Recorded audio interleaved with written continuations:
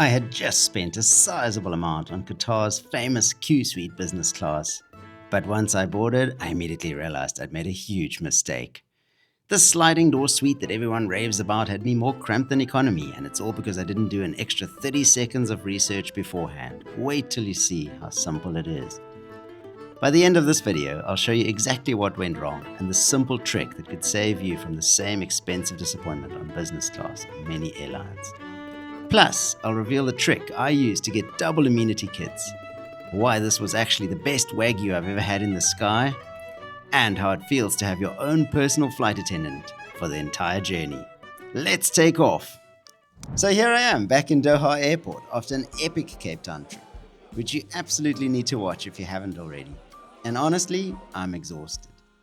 But when you're testing business class products, the show must go on, right? Now, finding the business class lounge should be straightforward since this is literally Qatar's home base. But somehow, I still managed to get a bit turned around in this massive airport. The Al Murjan lounge is enormous and frankly quite impressive, though I have to say the staff here are incredibly eagle-eyed when it comes to filming.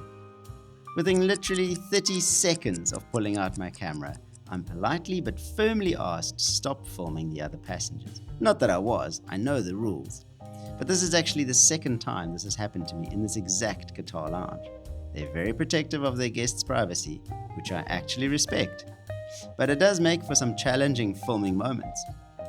All I needed to do was tell them I know not to film someone without their permission, and if I could just film myself and my food quickly, which they totally agreed to with a smile. With that sorted, I managed to grab some champagne to start the evening properly. Now here's where it gets interesting. I specifically asked for Duval Leroy Rosé, which is non-alcoholic, because I wanted to try something different. But somehow I ended up with Charles Heidsieck again. I swear this champagne is following me around the world. Not complaining though, it's excellent stuff. The lounge food is solid. Nothing groundbreaking, but certainly adequate for what's about to be a relatively short overnight flight to Barcelona. And speaking of short, I realize I need to get moving because boarding starts soon and I'm already feeling the fatigue from my previous long-haul flight catching up with me. Alright, rushing to the gate now, and honestly, this Doha airport just keeps going and going. But here's something weird. Instead of boarding directly onto the plane, they've got us in this holding room first. I have no idea why Qatar does this, but here we are. Business class passengers just waiting in a room with everyone else. Quite a large room. Anyone know why airlines do this? Let me know in the comments. Finally boarding the actual plane now, and immediately I noticed something. No chocolates or snacks being handed out by the crew during boarding. Usually Qatar is fantastic with these little touches, so either they've changed their service or this crew is just having an off day. But forget about the chocolates because wow, look at this seat. This is the famous QSuite everyone talks about. Individual suites with actual sliding doors for complete privacy. First impressions? It definitely looks the part. Let me show you around this suite properly. You've got your sliding door here, which gives you complete privacy. Pretty cool, right? Storage compartments everywhere, your own personal mirror, charging ports, and look at this, wireless charging right on the wall for your phone. That's actually genius. If your phone supports it, of course. Qatar's signature slippers and pajamas are here as expected, plus their amenity kit, which I'll get into later. But here's what I'm already noticing. This suite feels, well, tighter than I expected. And I think I know why. Looking around the cabin, everyone's tucked away in their own little pods, which looks impressive, but I'm starting to suspect the 787 configuration might not be giving us the full QSuite experience. More on that later, because right now I need to check out this menu. And speaking of menus, look at this. Wagyu beef burger, various wines, and yes, champagne service throughout. I'm definitely intrigued by this Wagyu situation because honestly, I've never been impressed by Wagyu before, having tried it once or twice. But maybe Qatar can change my mind today. Before we get rolling, let me just kick off my 3 stripes and slip into Qatar's business class slippers. You know the drill by now. And look at this, I can actually use that wireless charging pad on the wall while I get settled in. Safety video time, seatbelt on, and honestly, I'm quite excited to see how this QSuite performs. The seat controls are intuitive, everything feels well built, but I'm already noticing something. When I stretch out my arms like this, I'm pretty much touching both sides of the suite. For a product that's supposed to be spacious, this feels surprisingly snug. But let's not judge too quickly, because we're pushing back now, and I've got champagne coming. Well, I hope it's the right champagne this time. As we taxi, and this is quite a long taxi by the way, I'm getting my meal order sorted. Now here's where Qatar really shines. I've got my own fully dedicated flight attendant for this section, and his name is Puri. And get this, Puri is from Thailand. I was literally just in Bangkok less than a month ago for my Ethiopian Airlines video, and now I've got a Thai crew member taking care of me. What are the odds? Smooth takeoff from Doha, and honestly, even though I'm tired, there's something magical about night flights.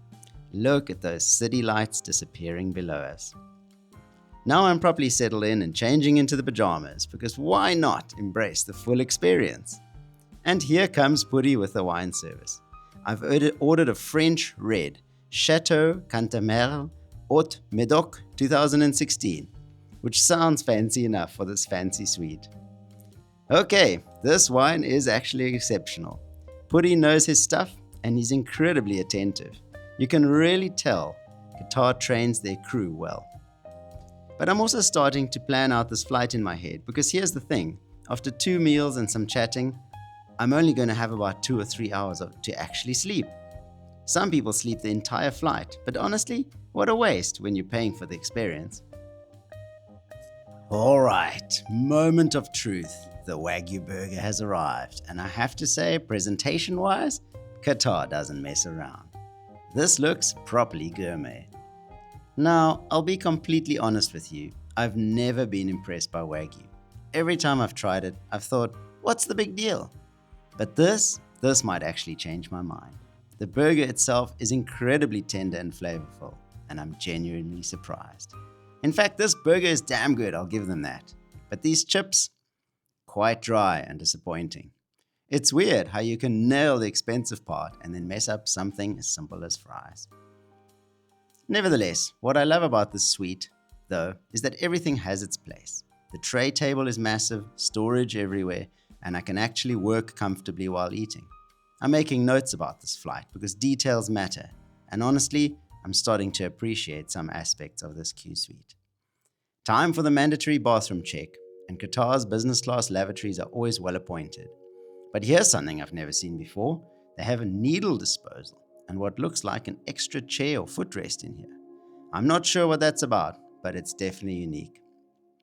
Back of the cabin has the social area where you can grab snacks and drinks, which is a nice touch for longer flights. I'm grabbing a few chocolates here, ostensibly for my kids back home, but let's be honest, some of these might not make it that far. Now here's where things get interesting. It's time to test the seat as a bed, and this is where I think the 787 configuration might be showing its limitations. Watch this. When I fully recline, fully flat, there's almost no space underneath for shoes or bags. Normally you'd have storage down there, but it's just cramped. And here's what I mean about the suite feeling tight. This would be so much better on an A350, where you get the full QSuite experience with proper space. Don't get me wrong, the sliding door is cool for privacy, but when you're cramped inside your private space, what's the point? So here I am getting ready for bed, and Puri comes by with the turn down service. The bedding is actually quite nice, good quality duvet and pillow, but as I'm lying down, I'm really feeling how cramped the space is. My feet are basically touching the end, and forget about storing anything under here. I managed to get a few hours of sleep, but honestly, I wake up feeling like I didn't get nearly enough rest. This is the challenge with these shorter overnight flights. By the time you eat, chat, and settle in, you're looking at maybe 3 hours of actual sleep time. Good morning from somewhere over Europe. Time for breakfast, and I've ordered an acai bowl because I thought I'd try something healthier. Spoiler alert, this may have been a mistake. So here's my breakfast spread. The acai bowl, which honestly looks beautiful, a butter croissant, coffee, and some fresh fruit. But here's the thing about acai bowls. Whether you're on the ground or at 40,000 feet, they're just too bland for me. Not enough flavor, not enough substance. Thank goodness for this butter croissant. Now the coffee situation. Qatar uses these adorable mini cups for their cortados, and I absolutely love this touch. It's these little details that make the experience special. And speaking of special touches, Puri comes by with more chocolates. And now I'm looking at my collection from the social area plus these new ones. I'm definitely keeping these for my kids, though I might need to sample one or two for quality control purposes. Here's where I decided to try something. I asked Puri very politely if they happened to have a spare amenity kit, mentioning it was for a lady friend of mine. And you know what? He actually came back with one. I've never tried this before, but apparently asking nicely really does work. So I'm definitely going to remember this trick for future flights. Alright, we're starting our descent into Barcelona, and I'm getting myself sorted for landing. Hot towel service, back into my regular clothes, and honestly, I'm feeling quite refreshed, despite the limited sleep time. Look at these views coming into Barcelona. You can see we're dipping through the clouds, and the Spanish countryside looks beautiful. This has been a good flight, but now it's time for my honest assessment. Let me just do a final space check here, stretching my arms out, and yep, I'm definitely touching both sides, and down at my feet, almost no room for anything. I really think I need to start bringing a tape measure on these flights to give you exact measurements. Smooth touchdown in Barcelona. Welcome to Spain. And you know what? Despite my complaints about the space, I have to say this was a very good flight overall. Taking one last look around this cabin, and here's my final verdict. Qatar's QSuite is definitely a premium product. The sliding door privacy is nice, Puri's service was absolutely exceptional, and the food quality was impressive, especially that wagyu burger, which completely changed my mind about wagyu. But, and this is a big but, if you're booking a QSuite, you really want to make sure you're on the right aircraft. The A350 version gives you so much more space and the full experience. This 787 configuration feels like QSuite Lite, with all the marketing appeal but cramped execution. So would I fly Qatar business class again? Absolutely. Would I specifically seek out the QSuite on a 787? Probably not. I'd rather have a more spacious, regular business class seat than a cramped suite with a sliding door. The bottom line is this: Qatar Airways delivers excellent service, good food, and professional crew. Puri was genuinely fantastic. But when you're paying premium prices for premium products, the aircraft type matters more than the marketing hype. Always check what plane you're actually flying before you book.